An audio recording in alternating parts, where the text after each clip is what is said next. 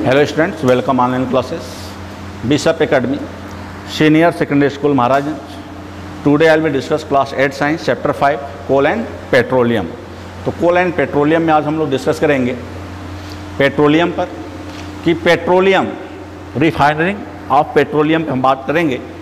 तो petroleum is a dark oily liquid, it has an unpleasant odors. It is a mixture of the various constituents such as petroleum gas, petrol, diesel, lubricant oil, paraffin wax, etc. तो अभी हमने इसके previous video में बताया था कि हमारा जो जिसे हम लोग कच्चा तेल बोलते हैं, रॉ ऑयल बोलते हैं, तो हमारे आसपास जैसे पेट्रोल पंप्स हैं तो वहाँ पर हम जाते हैं, क्या लेते हैं, डीजल लेते हैं, पेट्रोल लेते हैं। कहीं मेट्रोपॉलिटन सिटी में तो वहाँ पे सीएनजी के भी वो चैम्बर लगे हुए हैं।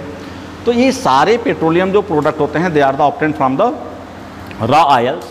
तो अब जब हम रिफाइनरी में जाते हैं तो पहले इस पूरे रॉ ऑयल को 400 डिग्री सेल्सियस पे क्या करते हैं, इसको हीट करते हैं इन ए कंटेनर में।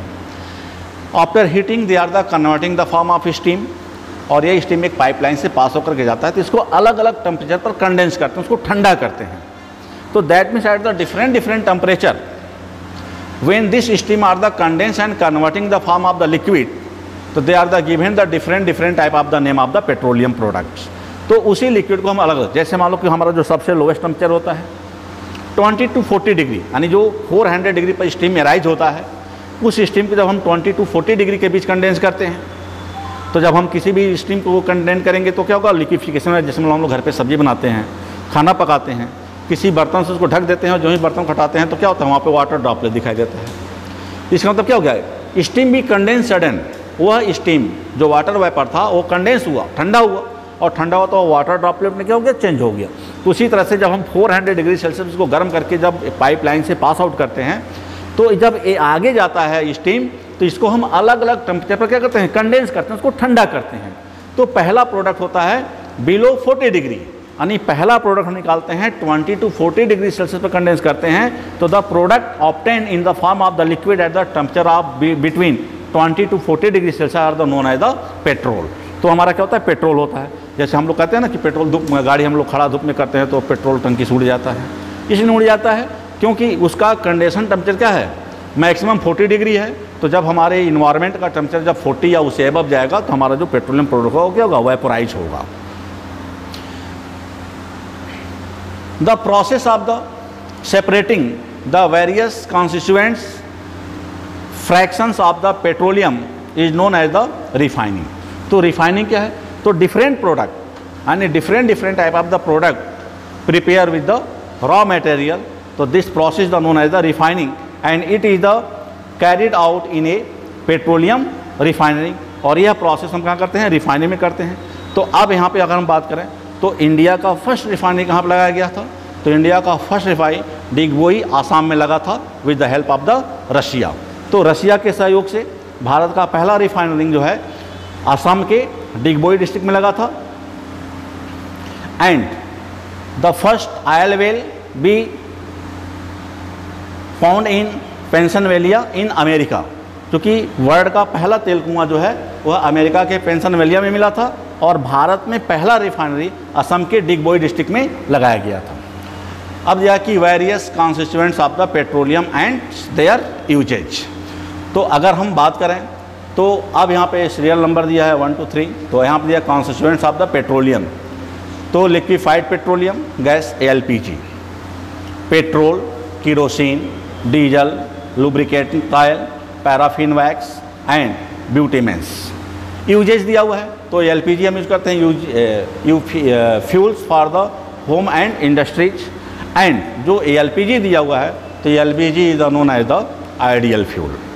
अब आइडियल फ्यूल क्या होते हैं, आइडियल फ्यूल होता है कि the fuels they are the cheap and high calorific value. उसके कुछ प्रोसेस होते हैं, सस्ता भी हो, हाई कैलोरीफिक वैल्यू भी हो, और they are the easily transports from one place to another place. तो हम लोग जो घरों में सिलेंडर लगाते हैं तो इनसाइड सिलेंडर जो लिक्विड फॉर्म होता है वो क्या होता है, LPG होता है, लिक्विफाइड पेट्रोलियम गैस होता है। लेकिन जब हमारे घरों में जब गैस लीक करता है तो we are feeling the a smell और वह स्मेल जो होता है वह एथिल मार्कैप्टन का होता है। तो एलपीजी में कोई स्मेल नहीं होता है। Smells are the mixed with LPG for the identification of the leakage of LPG. Petrols motor fuels हैं, सॉल्वेंट फॉर ड्राई क्लीनिंग में है। Kerosene fuels for the stoves, lamps and for jet aircraft. Diesels fuel for the heavy motors vehicles, electrical generator. Lubricants oil, lubrication जिसे हम लोग engine oil भी बोलते हैं, Mobil भी बोलते हैं इसको हम लोग, ठीक है। Paraffin wax, ointments, candles, vaseline etcetera prepare करने में होता है। और ब्यूटेमेंट्स में होता है, पेंट्स है, रोड सरफेसिंग जैसे जो रोड बनता है तो जैसे हम लोग तारकोल यूज बोलते हैं तो उसको हम लोग यूज में लाते हैं। अब दिया है कि नेचुरल गैस। नेचुरल गैसेस क्या है? तो natural gas is a very important fossil fuel because it is the easy to transport through pipes. Natural gas is also used as a starting material for the manufacture of a numbers of chemicals and fertilizers in India. Natural gas has been found in the Tripura, Rajasthan, Maharashtra and in the Krishna Kaveri delta. So that means they are the region in which areas are the found natural gases. तो हमने क्या बताया natural gases क्या बनता है? तो when the dead animals decompose by the microorganisms, so they are the converting the form of the liquid are the known as the petroleum. But this liquid are the converting the form of the gases are called natural gas. तो natural gas किस area में पाए जाते हैं वो दिया हुआ है।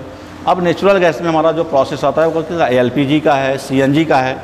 Thank you for watching this video and next video we are discuss the some other uses of the petroleum and natural gases. Thank you.